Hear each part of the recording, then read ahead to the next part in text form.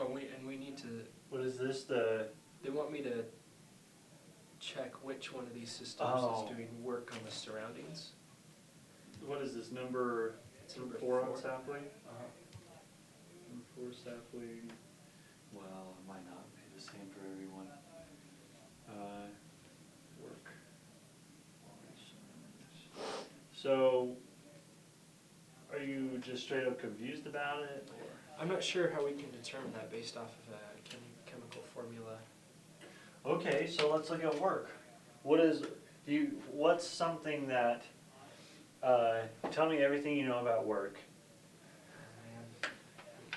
And it's really not that hard, because when I say it that way, it's like, tell me everything you know. It's like we should have this huge list. It's actually pretty simple. And work can be described in a very simple equation. We have work, W, equaling our, yeah, I'll write it like this. Equaling our change in volume times pressure, which I wrote this kind of weird. Usually it's P delta V, but I'll write it the other way. P delta V. And I guess, I'm not sure if this should be capitalized. I think it should be. And this is like lowercase w. You can't really tell with my writing. P being pressure, delta V being change in volume.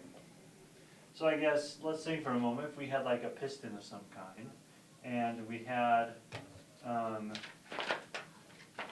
a certain pressure, just pushing down on this. I mean, let's just say it was the normal atmospheric pressure.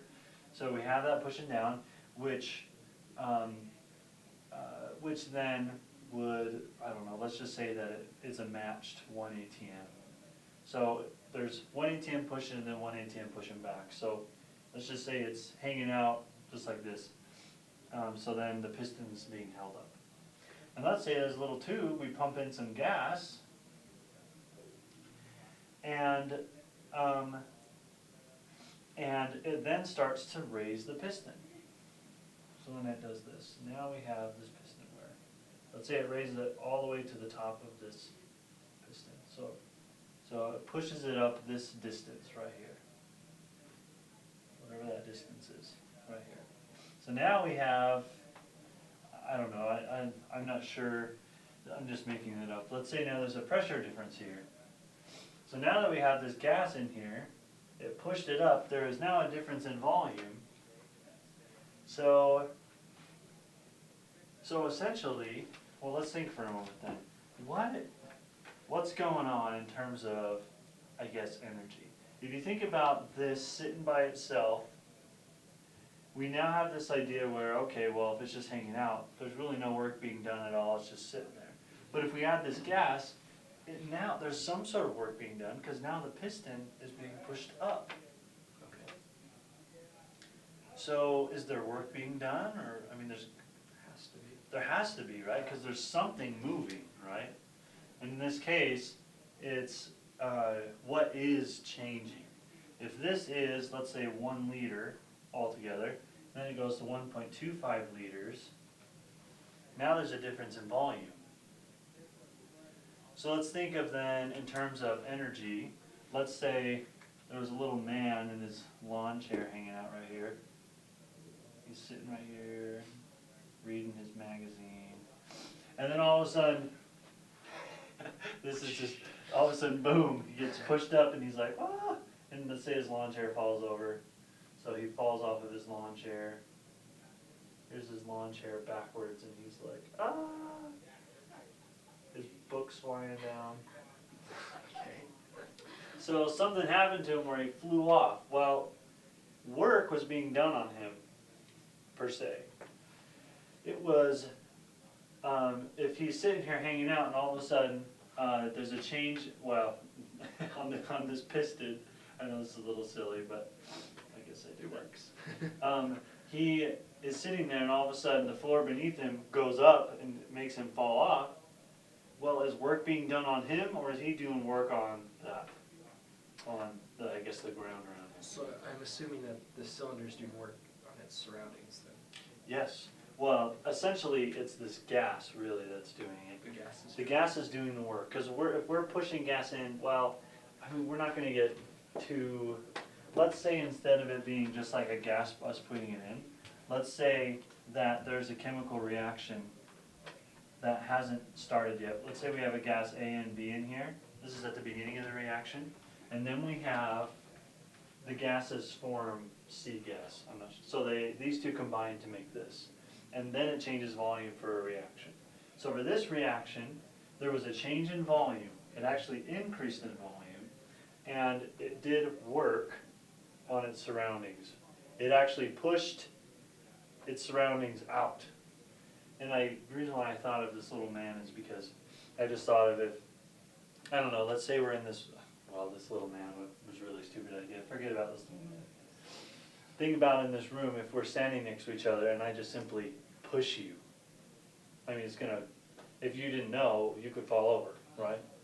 Well, I simply just pushed you and made you fall over. If you think of myself in terms of like volume, here I am, this much volume. But if I push myself out farther like this, I have increased my volume and I have been able to do work on you. Okay. So increasing volume then is doing work on surroundings.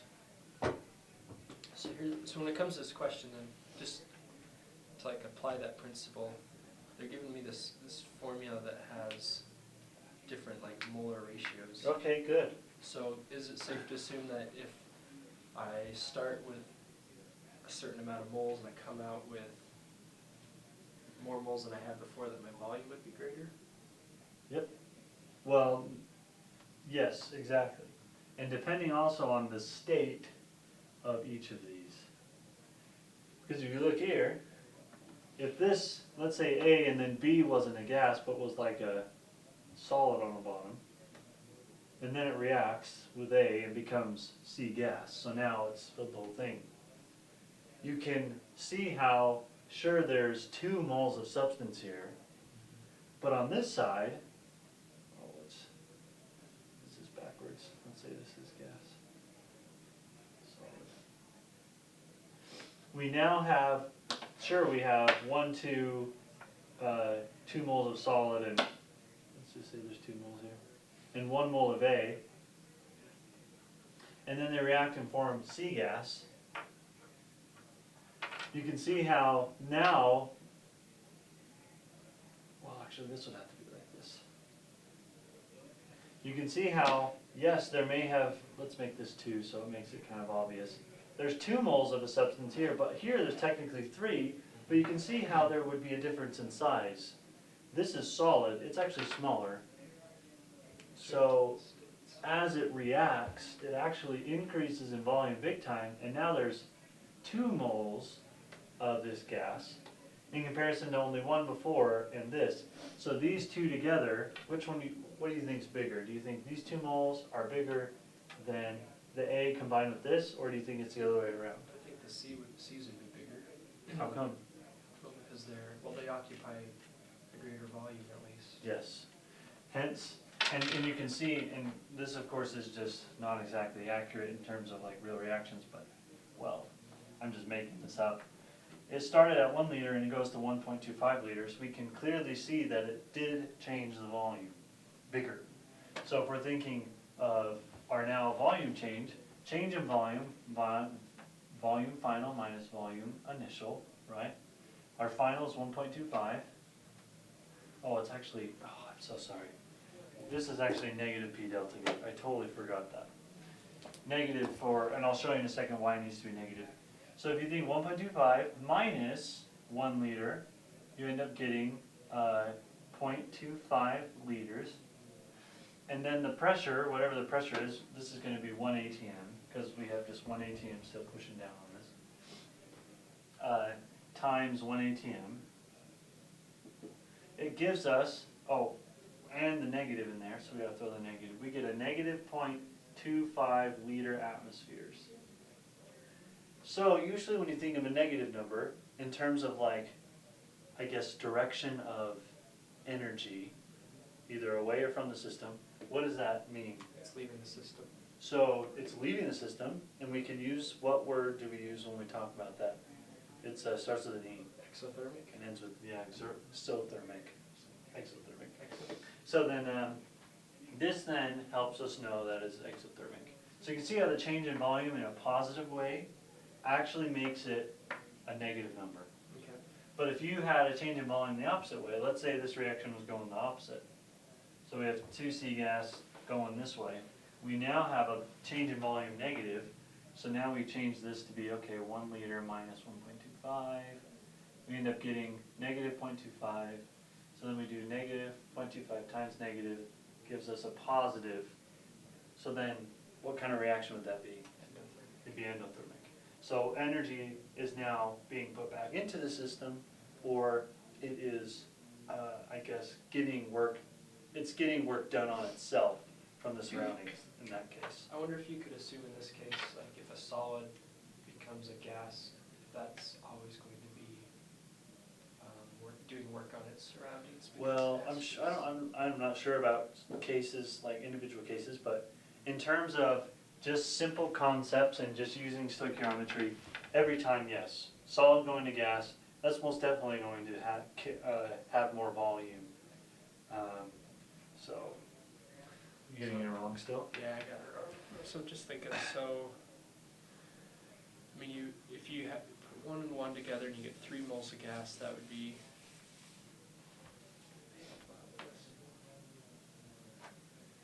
if it has a negative value for work.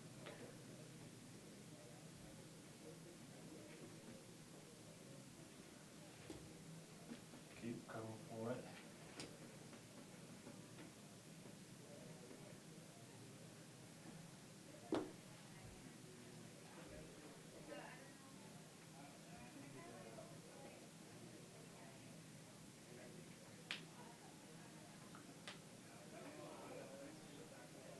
I like this marker.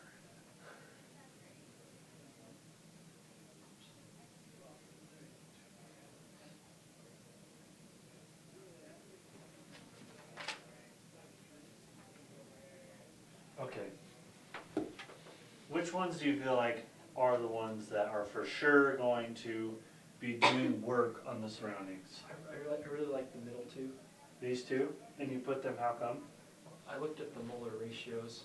So You can tell if you put 2 gases together, each with 1 mole, and it comes out with 3, then there's got to be some kind of increase. Right, so this one for sure, right? And then the same principle for the middle one, except there's a solid. So Okay. maybe. Yeah, I would agree as well. And I hope that's right, and if it's wrong, then we're both screwed up. Whatever. Okay, so the next one, we have this and 2 moles of gas. Well, this is 3 moles of gas to 2 moles of gas, so yeah, I wouldn't choose that one either. Okay. This one we have 2 moles of gas, and is this 1 mole? Or this? Did you do that already? Oh, you didn't even check it yet. I Okay. just checked it, yeah. So, yeah, that is correct. So this one doesn't work because this is only 1 mole of gas, where we have 2 moles of gas here in a solid. Perhaps, no, that would have been too tricky. If this was just 1 mole of gas, that would be a really hard one. We'd have to know properties then. But since we're not told properties, then we just got to make these safe assumptions. So these are the only 2 that do work on the surroundings.